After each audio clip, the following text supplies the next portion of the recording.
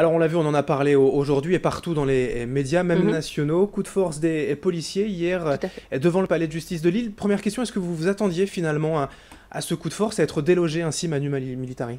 Ah non, mais absolument pas. J'avoue que c'est la première manifestation où je vois de près, effectivement, l'intervention des policiers ou des CRS. J'avoue, je ne sais plus tellement c'était assez brutal, en fait. Qu'est-ce qu'on vous a dit en fait? L'explication, on sait quoi? Vous bloquiez l'accès au palais de justice et il fallait malgré tout Bah, une on n'a pas eu audience pour... d'explication, il y a juste, j'allais dire, cette manifestation a été quand même, j'allais dire, étudiée, discutée avec le président du TGI, Oui. le procureur, et notre bâtonnier, Maître Potier, a discuté, a dit voilà, on va bloquer le tribunal.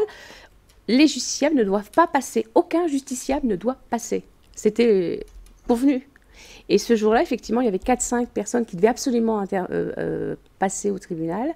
Et en fait, on a voulu nous déloger, contrairement à ce qu'on souhaitait, en fait. On a voulu mettre une brèche, comme avec l'aide juridictionnelle, dans notre position. En Alors, tant qu'avocat. on va y revenir forcément à cette réforme de l'aide juridictionnelle pour terminer quand même sur cette violence hier.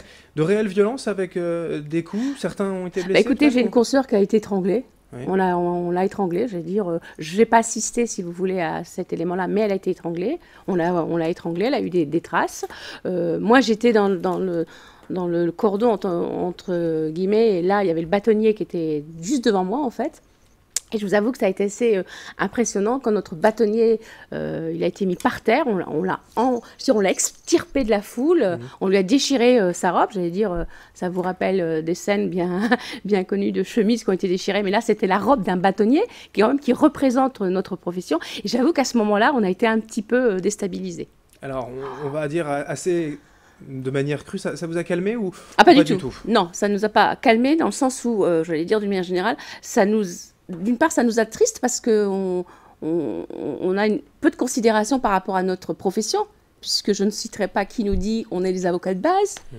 Donc je trouve que c'est un peu... Non, ça ne nous a absolument pas, entre guillemets, calmés. Je pense que nos revendications, on va continuer. Alors ces revendications, on y vient. La réforme de l'aide juridictionnelle, déjà cette aide, c'est de pourvoir en fait aux plus démunis un avocat, un conseil. Mais déjà aujourd'hui, vous demandez en fait une revalorisation, vous vous estimez un peu sous-payé. Ah bah, j'allais dire de manière claire et précise, cette aide judiciaire, elle date de 72, elle a été réévaluée en 91. Et là, on vient vous dire, à l'heure, aux justiciables, on va vous attribuer des avocats gratuits, vous allez avoir la possibilité d'avoir accès aux droits de façon générale. Et qu'est-ce qu'on va faire? On va augmenter effectivement, on a l'air de dire qu'on augmente les UV, on va augmenter la capacité, si vous voulez, des justiciables pour pouvoir avoir l'aide juridictionnelle. Quand vous avez 941 € par mois, vous pouvez avoir l'aide juridictionnelle. Madame Taubira prétend qu'à partir de 1 000 €, on pourra avoir l'aide juridictionnelle aussi. Donc ça augmente, si vous voulez, les personnes qui peuvent avoir l'aide juridictionnelle. Mais en contrepartie, la rémunération des avocats va être diminuée. Un exemple, une commission d'office, on était payé 300 €. Là, ça sera 180 € à peu près. Pour le même travail, pour la même prestation, parce que quand on fait de l'aide juridictionnelle, on a une conviction, on a une... on sera sous-payé. C'est de défendre chaque justiciable de façon comme tout le monde. équitable. Mais il y a un chiffre qui ressort, c'est à peu près 6 € de l'heure. Finalement, c'est ça moins que que le vous SMIC. dire. C'est ça que j'allais vous dire. On travaille pour 6 € de l'heure. Et ce qui est moins que le SMIC aujourd'hui pour Tout à fait. un avocat, ça pourrait être encore moins puisque la réforme prévoit peut-être aussi un abondement, 15 millions d'euros financés par vous-même. Voilà, alors si je vous donne un exemple, quand je travaille l'aide juridictionnelle, je travaille gratuitement. À la fin, je donne 100 € au client. J'exagère, mais je vous donne une définition. Maintenant, je vais travailler gratuitement, mais ce sera 200 € que je vais donner au justiciable. Ça, c'est pas possible parce qu'il y a des impératifs, j'allais dire, de cabinet qui existent, et j'ai l'impression qu'on n'en tient pas compte. C'est-à-dire, Madame Taubira ne sait pas ce que c'est que gérer un cabinet d'avocats. Qu'est-ce que vous avez comme réponse en face par rapport à votre institution, la justice et la garde des Sceaux directement? La garde des Sceaux, j'ai l'impression que... Si, à part de nous dire effectivement qu'on est avocats de base, alors ça veut dire que les avocats, les justiciables qui ont l'aide juridictionnelle, n'ont pas des avocats, mais des avocats de base. Vous imaginez de quelle manière elle peut assimiler ce qu'elle dit par rapport aux justiciables, les avocats de base.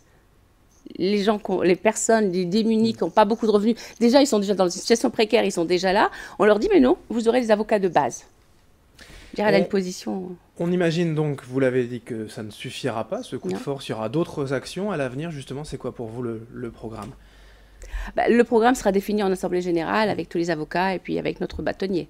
Sachant qu'au jour d'aujourd'hui, par rapport aux violences, il y a une manifestation, j'allais dire, générale du bâtonnier de Paris, du président du CNB, etc., qui demande à Madame Taubira qu'elle s'excuse. Parce que c'est quand même inconcevable, j'allais dire, au XXIe siècle, de traiter de cette façon des avocats. Et ce qui n'arrange rien entre relations police et justice. La semaine dernière, on parlait de la police, de la manifestation Tout à fait. des policiers qui Bah, non. se plaignaient de la justice de remettre en liberté certaines personnes. Là, ça ne fait que creuser le fossé. Tout à fait. Je veux dire, c'est même assez dramatique. Et c'est vrai que, alors ces policiers, ils font leur travail. Hein, je veux dire, ils reçoivent des ordres, tout ce que vous voulez, mais bon, il y a un minimum, j'allais dire. Je veux dire, quand ils ont traîné le bâtonnier, je vous assure, c'était quand même assez grave, j'allais dire. Je veux dire, le bâtonnier, c'est une institution. Je veux dire, C'est un symbole. C'est un symbole. Et là, le traîner comme ils ont fait, lui arracher sa chemise. Pareil, un confrère, ils l'ont traîné aussi. Je veux dire, c'est... On ne manquera pas d'en reparler prochainement sur Grand Lille TV. Les suites de cette action, donc de cette mobilisation des avocats, notamment à Lille, contre la réforme de l'aide juridictionnelle. Merci, Maître Gobert, d'être venu aujourd'hui sur Grand Lille TV. Merci à vous.